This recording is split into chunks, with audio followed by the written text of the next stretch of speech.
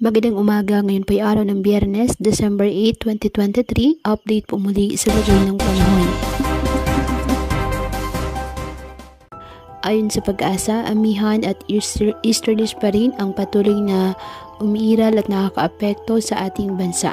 Wala namang bagyo o low pressure area na minomonitor sa loob ng ating PAR, ngunit asahan pa rin po ang mga pag-ulan sa ilang lugar na dulot po ng mga nasabing weather system at ng localized thunderstorms.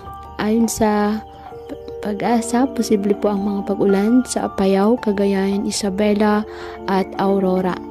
May mga pag-ulan din po sa Visayas, kabilang na po ang Negros Provinces, Cebu, Bohol, pati po ng Samar at Leyte Provinces. Sa Mindanao, may mga pag-ulan din po sa hapon sa Sulu Archipelago, Zamboanga Peninsula, Northern Mindanao, Bay RMM, Sargen, Caraga at Davao Region. Hindi rin po inaalis ang tsansa ng localized thunderstorm sa Metro Manila ngayong long weekend. Kaya patuloy po na pinag-iingat ang ating mga kababayan sa banta ng mga pagbaha at pagguho ng lupa at ugaliin na magdala palagi ng payong o kahit anumang panangga sa ulan sa tuwing lalabas ng ating mga tahanan. At yan po muna ang update sa lagay ng panahon ngayong araw. Muli patuloy po tayo na mag-ingat at palaging tandaan, God loves you. Stay safe and God bless.